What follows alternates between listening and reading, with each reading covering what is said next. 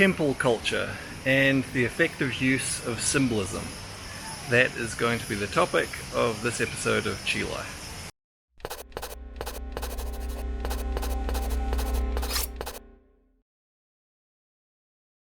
If you've been following the vlog, you'll know that I am currently in Bali in Indonesia. And one of the things that you'll really notice if you come here is that there are temples, sometimes big, sometimes small, sometimes just little shrines, absolutely everywhere here. And it's one of the things that I think visitors here actually really like.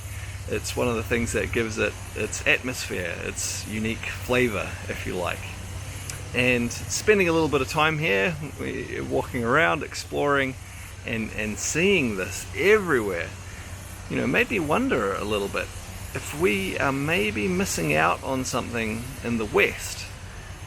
Because in contrast to Bali, in the West we tend to have the complete opposite, where we have very little of this, well, temples and so on, and then very little of also the ornate decoration and things like that you find absolutely everywhere here. So I thought I'd make a little bit of a vlog about it. Excuse me with my lighting today. I seem to be either having super bright in the sun, or in the shade it's all dark and kind of washed out. Try and find somewhere a little bit in between. Okay, I think this is going to work a bit better. Now, I am by no means any kind of expert on the religious practices in Bali, and so my intention with this topic is not really to be going into that in any detail or critiquing that particularly or anything like that, but rather to talk about some general principles in relationship to this. Because this phenomenon of seeing temples well, almost everywhere is not unique to Bali. We find it in Thailand, definitely.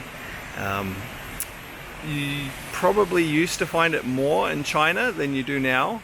Not so much in China anymore. To some extent in India. So there are some general principles without needing to go particularly into the details of a particular religion. And I think there are a few things to unpack out of this topic. And so the three that I'll look at is the symbolism, and then religiousness, and then also ornamentation and decoration.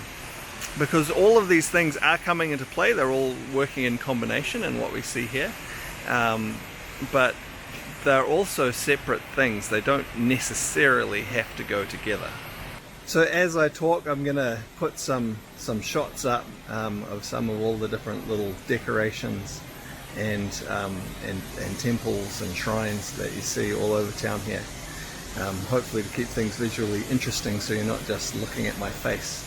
So first, the religious aspect of this. Whether you're religious or not, I think there's some things to maybe learn, or at least discuss, about this culture of temples and shrines that may apply to your life even if you're not religious. Religions often use symbolism and decoration and things like this within their practices as a way to draw attention to certain principles or certain ways of behavior and things like that.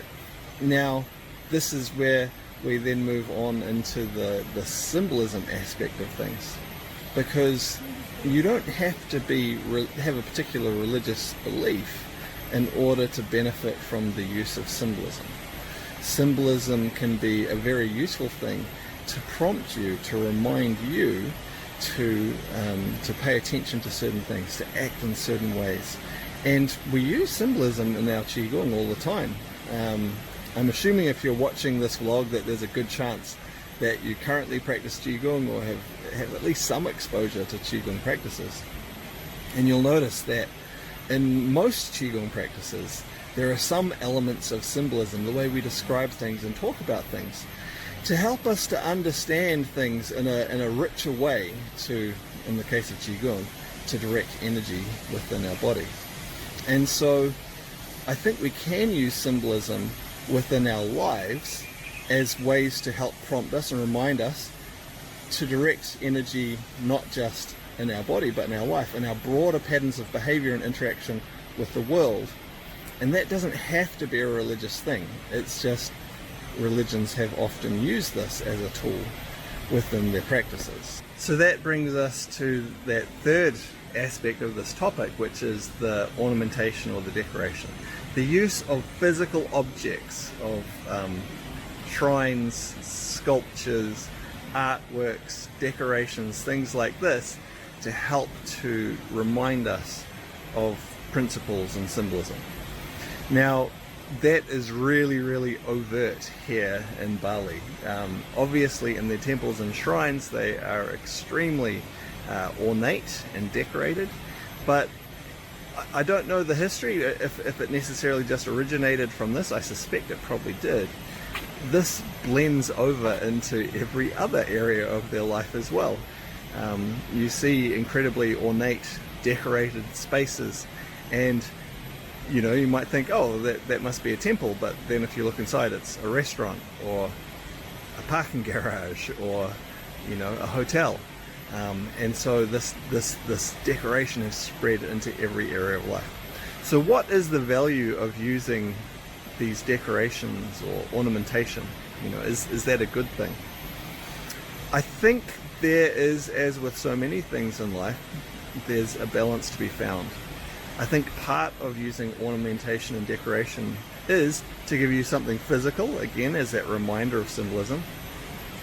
But it can also be simply about taking pride in your space, taking pride in where you are, so, you know, taking care of that so that you create beauty around you. And that's something that here in Bali they do very, very well. But there is a balance to be found. And that is probably going to be different in different cultures and for different people, different individuals. What is beautiful and beneficial and useful to one person is not necessarily going to work in the same way for someone else. I'm reminded of one of my experiences one time walking up to the Dharma cave, which is up above the Shaolin temple in China. This is the cave where Dharma, or Bodhidharma, who was an Indian monk who came to China and is credited with creating or Chan Buddhism, or when it traveled to Japan it became Zen Buddhism. And he had a big influence on the Shaolin temple as well. And this is the cave where he is said to have sat and meditated for 9 years facing the wall, meditating on how he could improve the lives of the Shaolin monks that lived in the temple down at the bottom of the hill. And what he came up with basically was to get them to do some exercise, because they were sitting around meditating all day and they found that they couldn't concentrate very well. So he said, do some exercise. Pretty revolutionary, hey? And so he introduced some exercises which, you know, have become part of some quite famous Qigong sets, actually. But then the other thing that he's famous for is this introduction of Chan Buddhism. And if we think of Chan or Zen, you know, what is it known for? It's known for simplicity. It's known for not having excess ornamentation, for stripping things down to its barest essentials in order to find the true essence and true understanding of nature and our relationship with the universe. So, what do you think this cave looks like then? Well, it's a beautiful walk up the hill, lots of stairs, and you go through the forest, and there's some spots where you can look out over the valley, really, really nice. And you get to the top of the hill and you find the cave. And inside the cave and around the cave there are banners, and they've put a shrine inside, and there's statues, and it is so cluttered.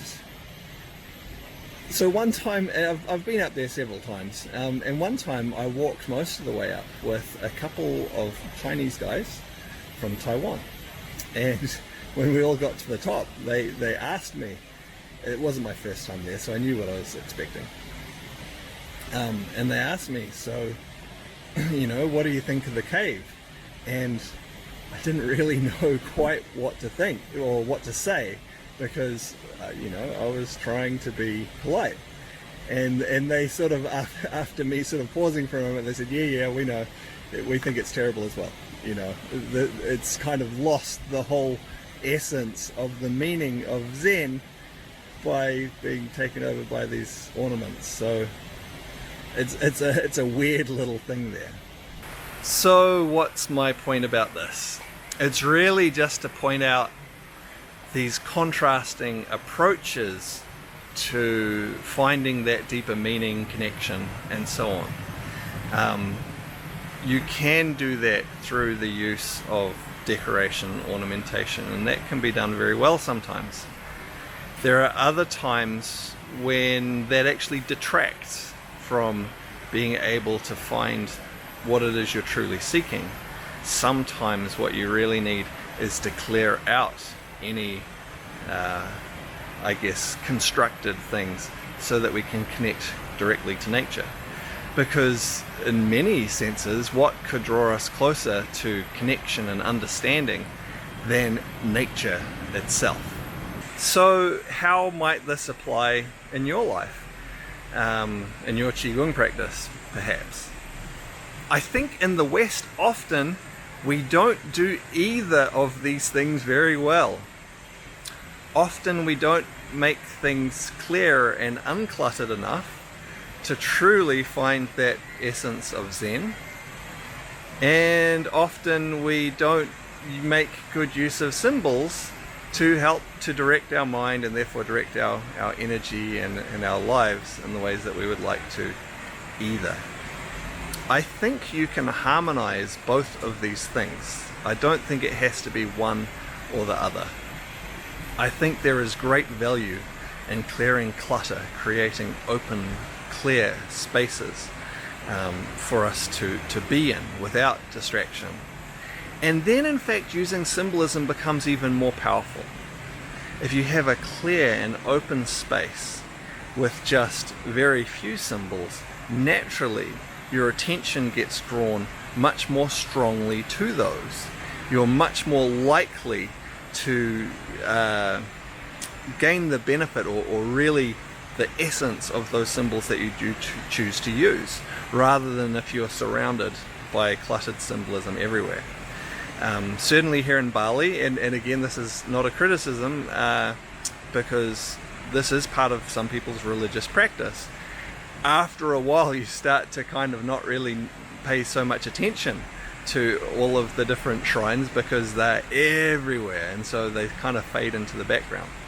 Often there's power in less, you know. Sometimes there's power in more, sometimes there's power in less, depending on what it is that we're hoping to achieve. So maybe something you might want to think about and consider in your life, and you know, maybe particularly in the space that you practice Qigong in. Sometimes, often we have to just make do with what's available to us. At the moment I'm traveling, so I find a little spot wherever I can, and you know, I find the best spot that I can. But if you do have the ability to control the space and set up the space that you practice your Qigong in, maybe you might like to consider clearing and decluttering that space. That is sure to have a beneficial effect on your Qigong practice. On the other hand, you may also want to consider introducing some things that have meaning to you, that have symbolism to you, that will help to direct your energy within your practice. These can be personal things. They could be photos and things like that that have meaning to you, that you would like to have your energy directed in that way. Or they could be things relating to harmony between yin and yang, the 5 elements, connection to nature and the environment, and other principles that we use in Qigong practice as well. Anyway, a few musings on my part. Hopefully you may have found it interesting. Probably if you got this far you did.